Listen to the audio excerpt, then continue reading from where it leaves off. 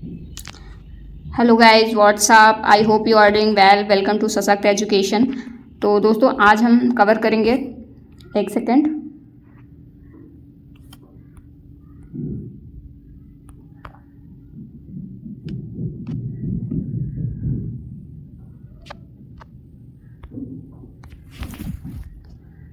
योजना मैगजीन का second article. एक आर्टिकल मैं ऑलरेडी कवर कर चुकी हूँ, तो चलिए स्टार्ट करते हैं। भारतीय प्रशासन और सार्वजनिक सेवाओं में एआई, चलिए देखते हैं क्या है इसमें। तो इसे लिखा है अभिषेक सिंह ने, इलेक्ट्रॉनिक और सूचना एवं प्रौद्योगिकी मंत्रालय में अपर सचिव, राष्ट्रीय ई गवर्नेंस डिवीजन के अध्यक्ष एवं सीईओ और कर्मयोगी भारत के सीईओ। तो ठीक है, बहुत ही हाईली एजुकेटेड और एक्सपीरियंस्ड लोग योजना मैगजीन में जो आर्टिकल लिखते हैं, बहुत ही हाईली एजुकेटेड और एक्सपीरियंस होता है उनको। ग्राउंड लेवल का और ऑफिस लेवल का जो एक्सपीरियंस होता है वो पूरा जिस्ट होता है। आप इनसे बहुत कुछ सीख सकते हो और अपने आंसर राइटिंग में इन्हें मेंशन कर सकते हो, इंक्लूड कर सकते हो। भारत सरकार ने कृत्रिम मेधा यानी आर्टिफिशियल इंटेलिजेंस की परिवर्तनकारी क्षमता को पहचानते हुए इसे जिम्मेदार तरीके से घरेलू स्तर पर अपनाने को प्रोत्साहित करने और इस तकनीक के उपयोग में सार्वजनिक विश्वास पैदा करने के लिए ठोस कदम उठाए हैं। एआई फॉर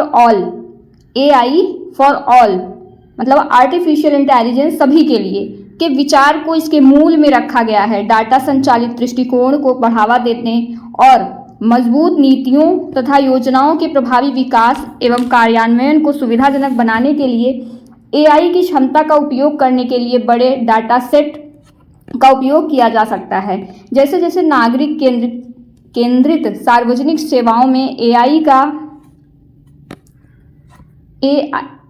का प्रसार तेज हो रहा है, इसके संभावित दुरुपयोग को रोकने के लिए सुरक्षा और जिम्मेदार व्यवस्था सुनिश्चित करने की अनिवार्यता को देखते हुए मजबूत नैतिक मानदंड स्थापित करने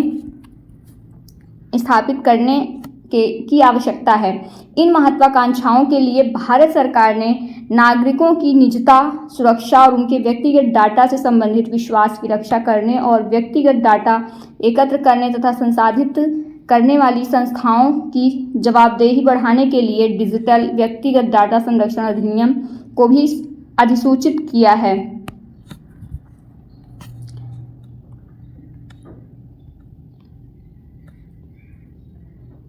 थोड़ा उसको और जूम करते हैं ताकि आपकी आंखें और मेरी आंखें इसको स्कैन कर सकें। आर्टिफिशियल इंटेलिजेंस लंबे समय से मौजूद है। आर्टिफिशियल इंटेलिजेंस शब्द का प्रयोग पहली बार 1956 में जॉन मैकार्थी ने किया था। हालांकि पिछले वर्ष या उसके आसपास जनरेटिव एआई के आगमन और ओपन एआई द्वारा चैट जीपीटी के प्रारंभ के साथ एआई चर्चा का विषय बन गया है। यह डाटा और कंप्यूटिंग क्षमताओं के तेजी से विस्तार से भी संभव हुआ है। आज एआई का उपयोग स्वास्थ्य देखभाल, शिक्षा, कृषि में सामाजिक चुनौतियों का हल करने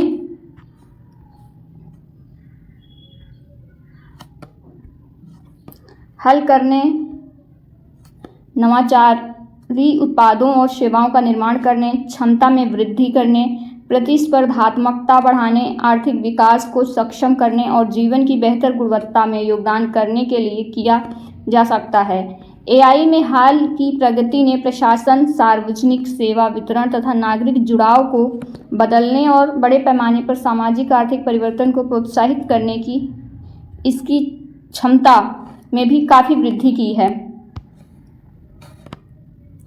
पिछले दशक में भारत ने डिजिटल इंडिया कार्यक्रम के माध्यम से डिजिटल परिवर्तन के लिए एक विशिष्ट दृष्टिकोण तैयार किया है। समावेशिता और सुलभता को प्राथमिकता देते हुए डिजिटल पहचान, डिजिटल भुगतान, यूपीआई और डिजी लॉकर सहित अन्य पर इंडिया स्टैक परियोजनाओं ने डिजिटल परिवर्तन को आगे बढ़ाने में मदद की है, जिसे पूरी दुनिया देख रही है। इस पृष्ठभूमि को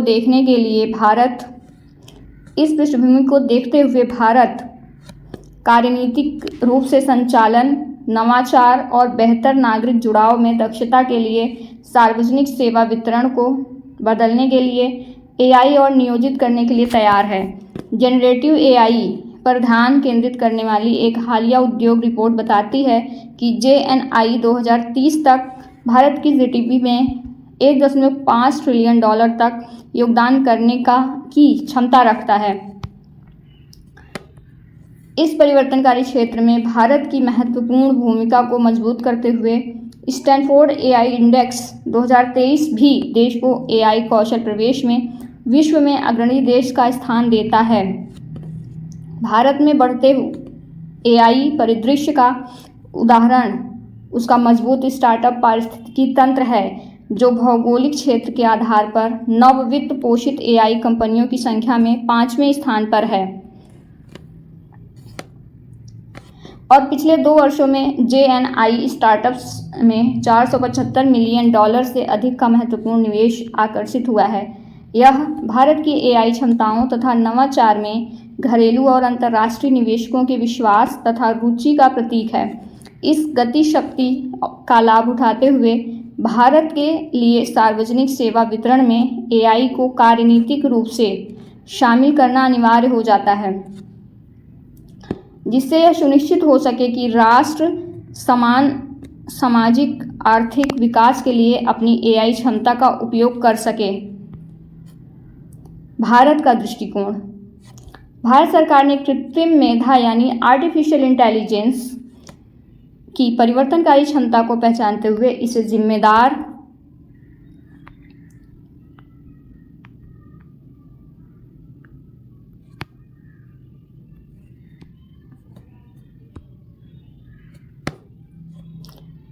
तरीके से घरेलू स्तर पर अपनाने को प्रोत्साहित करने और इस तकनीक के उपयोग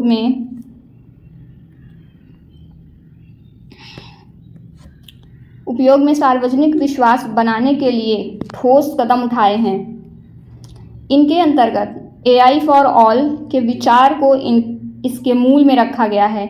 एआई का लाभ उठाने से प्राप्त उत्पादकता लाभ, साथ ही प्रशासन में नागरिकों की भागीदारी को सशक्त बनाने की इसकी क्षमता ने इसे प्रशासन और सार्वजनिक सेवा वितरण के लाभ के भारत के दृष्टिकोण में सर्वव्यापी बना दिया है। भारत सरकार की प्रमुख पहल नेशनल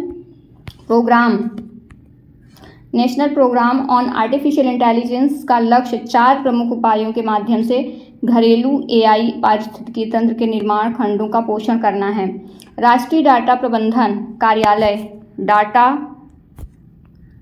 को एआई नवाचार के लिए मूलभूत तत्व के रूप में मान्यता देते हुए एनडीएमओ का लक्ष्य डाटा की गुणवत्ता, उपयोग और पहुंच को बढ़ाना, डाटा की क्षमता और एआई नवाचार पारिस्थितिकी तंत्र को पूरी तरह से अनलॉक करने के लिए सरकारी कार्यकलापों का आधुनिकीकरण करना है। एआई पर राष्ट्रीय केंद्र एनसीएआई की परिकल्पना एक सेक्टर अज्ञेयवादी इकाई के रूप में की गई है, जो सार्वजनिक क्षेत्र की समस्या के लिए एआई समाधानों की पहचान करता है और बड़े पैमाने पर सामाजिक आर्थिक परिवर्तन लाने के लक्ष्य के साथ उसके राष्ट्रव्यापी उपयोग की सुविधा प्रदान करता है। एआई के लिए कौशल। इस स्तंभ का उद्देश्य डाटा लैब का निर्माण करके तकनीकी शिक्षा के बुनियादी ढांचे, विशेष रूप से आईटीआई और पॉलिटेक्निक को पुनर्जीवित करना है, जो कार्यबल को एआई तैयार कौशल से लैस करने में मदद कर सकता है और एआई को त्वरित रूप से अपनाने के कारण होने वाले व्यवधानों को कम कर सकता है।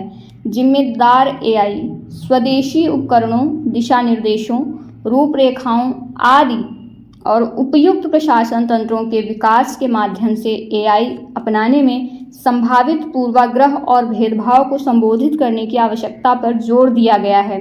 सामाजिक भलाई के लिए एआई का लाभ उठाने की दिशा में सरकार के इन ठोस प्रयासों को एआई के माध्यम से सार्वजनिक क्षेत्र की सेवाओं में वृद्धि कर बढ़ाया जा सकता है, जिससे दक्षता में बढ़ोतरी होगी और परिणाम बेहतर होंगे। डाटा संचालित दृष्टिकोण को बढ़ावा देने और मजबूत नीतियों तथा योजनाओं के प्रभावी विकास और कार्यान्वयन की सुविधा के लिए एआई की क्षमता का उपयोग करने के लिए बड़े डाटा सेट का उपयोग किया जा सकता है।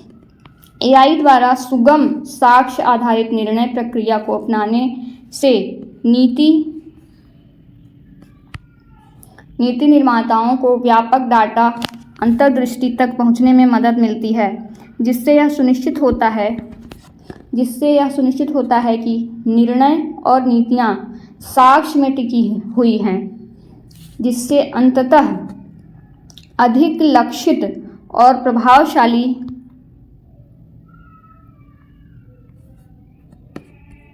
सामाजिक आर्थिक लाभ प्राप्त होते हैं। इसके अलावा सार्वजनिक सेवा वितरण में एआई एकीकरण डाटा विश्लेषण को बढ़ाता है, दोहराए जाने वाले कार्यों को स्वचालित करता है और निर्णय लेने की प्रक्रियाओं को सुव्यवस्थित करता है, जिससे विभिन्न क्षेत्रों में दक्षता, नवाचार और नागरिक जुड़ाव के नए स्तर खुलते हैं। डाटा संचालित शासन की ओर यह बदलाव पारदर्शिता भी बढ़ा रहा है और सहभागी प्रशासन को सक्षम कर रहा है। दक्षता से परे एआई समावेशी विकास को प्रेरित करता है, पारंपरिक बाधाओं को तोड़ता है और बड़े पैमाने पर सामाजिक परिवर्तन लाता है। भौगोलिक या सामाजिक आर्थिक बाधाओं के बावजूद सभी को सेवाएं प्रदान करने के उद्देश्य से की गई पहल समान पहुंच को बढ़ावा देने के लिए एआई की क्षमता का उदाहरण प्रस्तुत करती है।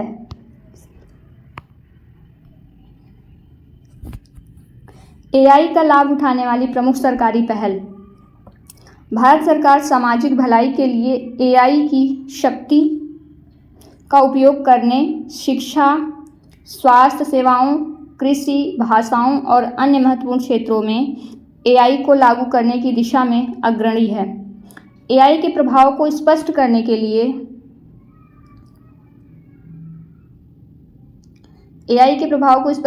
लिए एआई और संबंधित प्रौद्योगिकियों के एकीकरण से लाभ प्राप्त करने वाली कुछ प्रमुख पहलों का विवरण नीचे दिया गया है। उमंग न्यू एज गवर्नेंस के लिए एकीकृत मोबाइल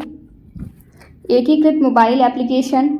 उमंग एक यूनिफाइड प्लेटफॉर्म के रूप में कार्य करता है, जो सभी भारतीय नागरिकों को केंद्र से लेकर स्थानीय सरकारी निकायों तक फैली अखिल भारतीय ई-सरकारी सेवाओं तक पहुंच का एकल बिंदु प्रदान करता है। यह प्लेटफॉर्म 1836 महत्वपूर्ण सरकारी सेवाओं तक पहुंच प्रदान करता है, जिनमें शिक्षा, कोविड-19 टीकाकरण, सार्वजनिक परिवहन, रोजगार मार्गदर्शन, पासपोर्ट आवेदन, उपयोगिताएं, साइबर अपराध रिपोर्टिंग और कई अन्य व्यापक क्षेत्र शामिल हैं। 2017 में इसका शुभारंभ होने के बाद से उमंग ने नागरिकों को एक सुपर ऐप के साथ सभी सार्वजनिक सेवाओं तक पहुंच प्राप्त करने में सक्षम बनाकर भारत को मोबाइल गवर्नेंस की ओर आगे बढ़ाने का लक्ष्य रखा है। प्रौद्योगिकी तथा भाषा बाधाओं को खत्म करने और प्रमुख सरकारी कार्यक्रमों तथा पहलों को दीर्घकालिक रूप से अपनाने को बढ़ावा देने के लिए उमंग को अधिक समावेशी समाधान में बदलने के लिए इसका लाभ उठाया गया। सरकार के नागरिक केंद्रित ऐप उमंग ने वॉयस आधारित चैट बॉट या वर्चुअल असिस्टेंट पेश किया है। संवादी एआई प्रौद्योगिकियों के उपयोग से विकसित यह चैटबॉट उपयोगकर्ताओं को आवाज़ या टेक्स्ट इनपुट का उपयोग करके हिंदी और अंग्रेजी दोनों में विभिन्न सरकारी सेवाओं के बारे में पूछताछ करने में सक्षम बनाता है। डिजी यात्रा। नागरिक उड्डयन मंत्रालय के नेतृत्व में डिजी यात्रा पहल नागरिकों के लिए हवाई यात्रा के अनुभव को बढ़ाने के लिए एआई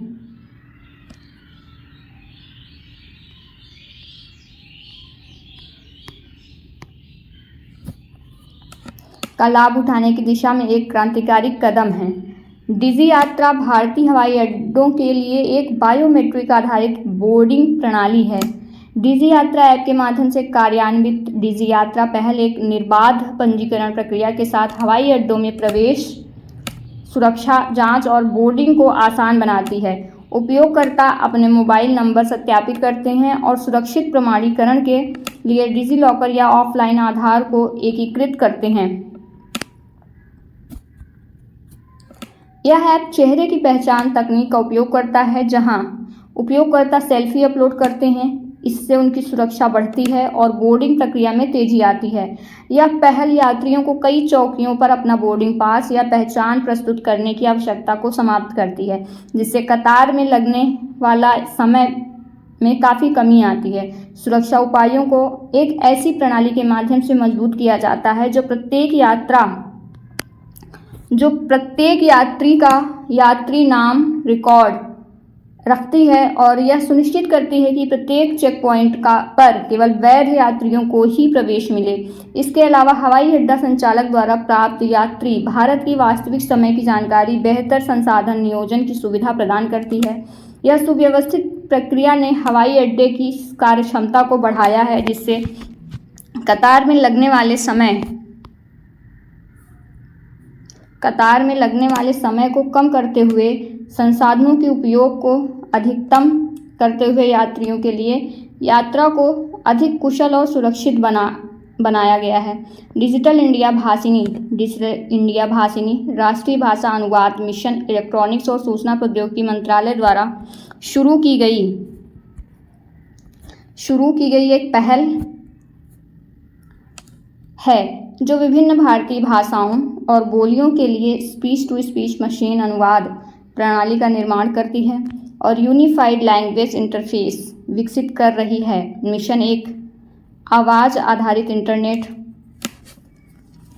बनाने की दिशा में काम कर रहा है, जो स्थानीय भारतीय भाषाओं में उपलब्ध है और अगली पीढ़ी के संवादात्मक सरकारी ऐप्स और वेबसाइटों को विकसित करके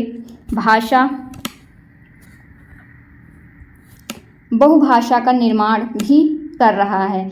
इससे नागरिक अपनी भाषा में डिजिटल सेवाओं तक पहुंच प्राप्त कर सकेंगे, जिससे डिजिटल समावेशन तथा पहुंच में वृद्धि होगी।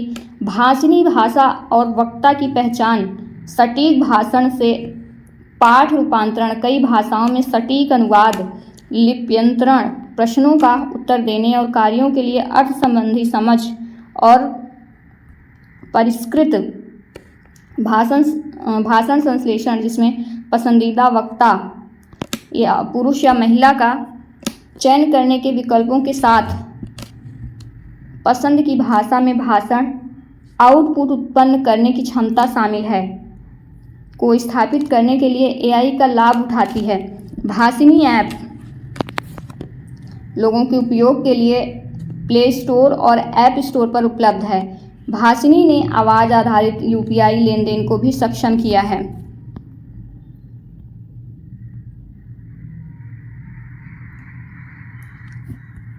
शहरी प्रशासन में AI के अनुप्रयोग।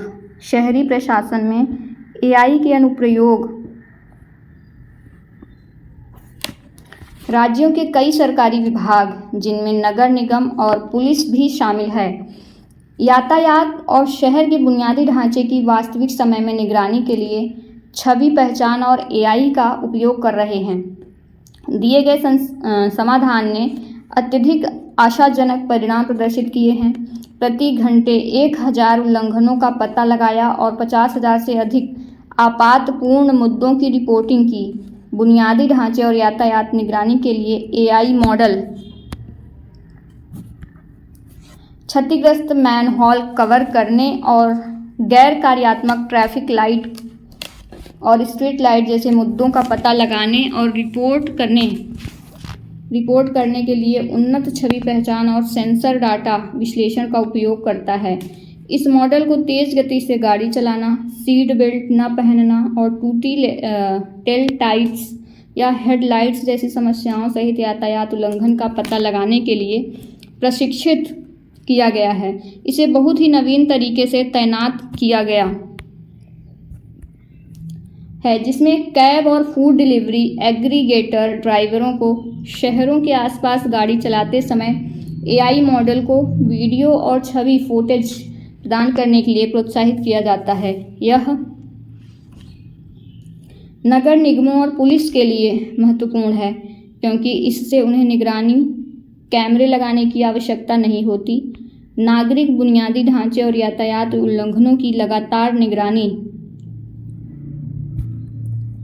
करके यह मॉडल समय पर इस्तेमाल और रखरखाव की सुविधा प्रदान करता है, जिसके परिणामस्वरूप लागत में बचत के साथ साथ शहरी वातावरण का सुरक्षित और अधिक कुशलता से प्रबंधन होता है। स्वास्थ्य सेवाओं में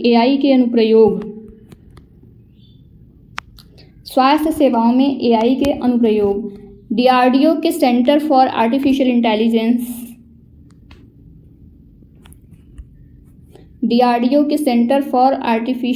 इंटेलिजेंस एंड रोबोटिक्स ने छाती के एक्स-रे का उपयोग करके एक एआई आधारित Covid detection application software ATMN AI विकसित किया है, जो नमूना छवियों की सीमित संख्या का उपयोग करके छवियों को सामान्य कोविड-19 और निमोनिया वर्गों में वर्गीकृत कर सकता है। यह सुरक्षित वेब आधारित समाधान कोविड-19 से हुई फेफड़ों की असामान्यताओं का तेजी से पता लगाने के लिए छाती के एक्स-रे के लिए सबसे अनुकूल विधि काम में लाने के लिए विकसित किया गया। ATMN बैकएंड में एक विशेष रूप से ट्यून किया गया डीप कन्वोल्यूशनल न्यूरल नेटवर्क शामिल है, जिसे कोविड एक्स-रे छवियों के सीमित डाटा सेट की चुनौती पर पार करते हुए कोविड-19 की सटीक पहचान करने के लिए डिज़ाइन किया गया है। इसके अतिरिक्त सॉफ्टवेयर अलग अलग रोशनी के स्तर को संबोधित करने के लिए छवियों को स्वचालित रूप से प्री प्रोसेस करके छवि गुणवत्ता सुनिश्चित करता है। इंटरनेट पर कई उपकरणों के माध्यम से आसान नेविगेशन और पहुंच प्रदान करता है। स्वास्थ्य और परिवार कल्याण मंत्रालय ने ऐसी परियोजनाएं भी लागू की हैं जिनमें तपेदिक और स्तन कैंसर का पता लगाने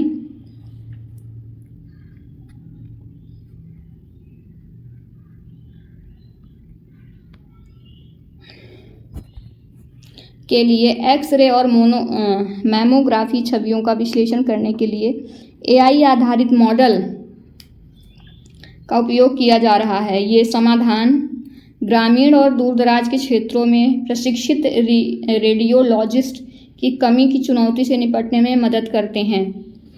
एआई आधारित कीट प्रबंधन प्रणाली एआई संचालित प्रारंभिक चेतावनी प्रणाली कॉटन-एस किसानों को कीटनाशकों के प्रयोग के बारे में समय पर स्थानीय सलाह देकर उनकी फसलों की सुरक्षा प्रदान करने में सहायता कर रही है। वाधवानी एआई द्वारा विकसित एआई प्रणाली का सफल संचालन किया गया है। इसे बेटर कॉटन इनिशिएटिव और महाराष्ट्र सरकार के सहयोग से किया गया है। यह वर्तमान में गुजरात, महाराष्ट्र, तेलंगाना में चालू है, जिससे 18,000 से अधिक किसान लाभान्वित हो रहे हैं। इस एआई प्रणाली के एकीकरण के बाद किसानों ने कपास की फसल की पैदावार में 25% की उल्लेखनीय वृद्धि हासिल की है। अग्रणी किसान या विस्तार कार्यकर्ता कॉटन-एस ऐप इंस्टॉल करते हैं, जो आमतौर पर उपयोग किए जाने वाले फेरोमोन ट्रैप में एकत्र किए गए कीटों की तस्वीरें अपलोड करते हैं। एआई एल्गोरिदम कीटों की पहचान और निगरानी करता है, संक्रमण का स्तर निर्धारित करता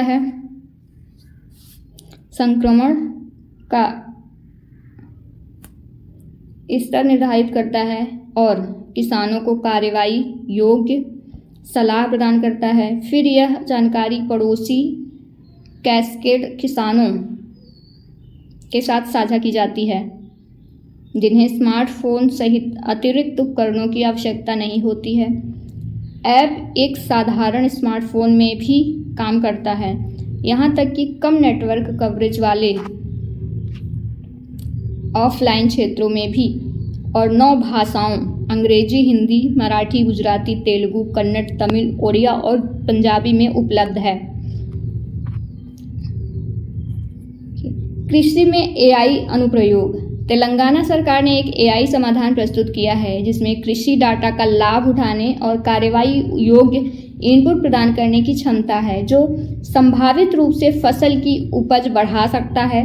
इस पहल में लगभग 60,000 कृषि क्षेत्रों के लिए क्षेत्र की सीमाओं को सटीक रूप से चित्रित करना, रकबे, वन क्षेत्रों और सिंचाई संरचनाओं पर प्रभावशाली 85% सटीकता के साथ डाटा प्रदान करना शामिल है। यह समाधान फसल के प्रकार, बुआई और कटाई के कार्यक्रम के साथ साथ जल निकायों की पहचान पर बहुमूल्य जानकारी देने के लिए परिदृश्य निगरानी और स्थिति का पता लगाने वाले मॉडल को भी सक्षम कर रहा है। एक अन्य एआई आधारित समाधान खेतों में सेंसर तैनात करता है जो मिट्टी में नमी की मात्रा का अनुमान लगाने में मदद करता है। बारिश और फसल के बारे में मौसम के आंकड़ों के साथ मैप करने से सिंचाई की आवश्यकता का पूर्वानुमान लगाने में मदद मिलती है और किसान को अपने मोबाइल फ़ोन पर संकेत मिलता है कि उसे सिंचाई के लिए सबमर्सिबल पंप कब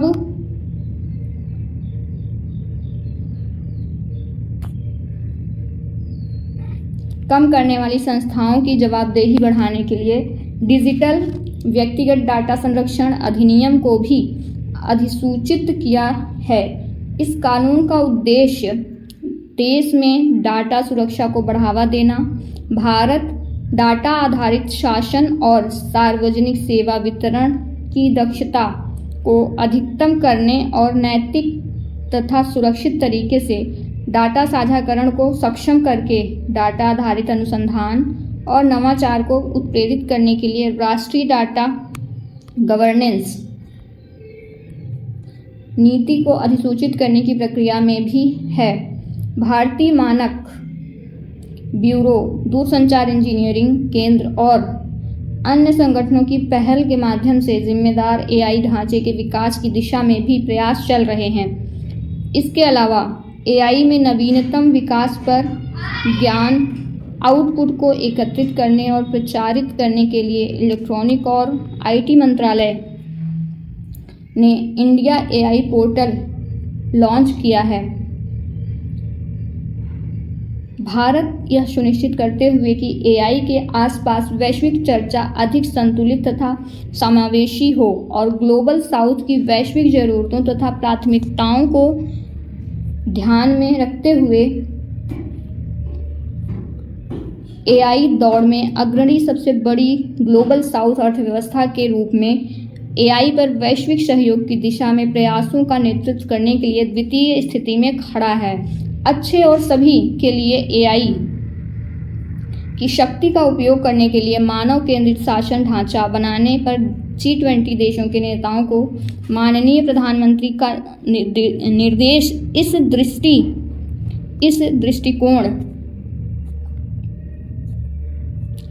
दृष्टिकोण के अनुरूप है।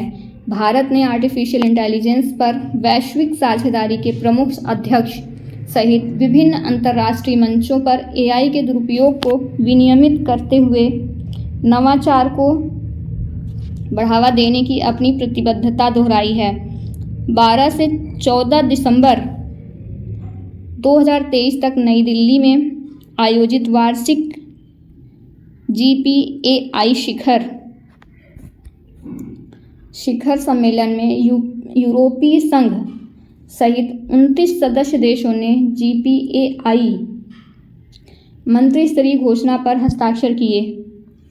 यह हिरोशिमा एआई प्रक्रिया, ब्लैचले घोषणा और G20 नई दिल्ली नेताओं की घोषणा पर G7 नेताओं के बयानों की पृष्ठभूमि में आया है। इनमें सभी के लिए अच्छे का समर्थन करने वाले भरोसेमंद एआई को बढ़ावा देने के लिए वैश्विक सहयोग की आवश्यकता पर प्रकाश डाला गया है। तो दोस्तों ये आर्टिकल यहाँ पे समाप्त होता है। नेक्स्ट में हम देखेंगे भारत का तकनीकी सेवा उद्योग सुरक्षित और मानव केंद्रित समाधानों के लिए जनरेटिव एआई आर्टिफिशियल इंटेलिजेंस की उपयोगिता। ठीक है, तो चलिए वीडियो को यहीं समाप्त करते हैं। प्लीज़ लाइक करिएगा, सब्सक्राइब करिएगा, चैनल को शेयर करिएगा। धन्यवाद।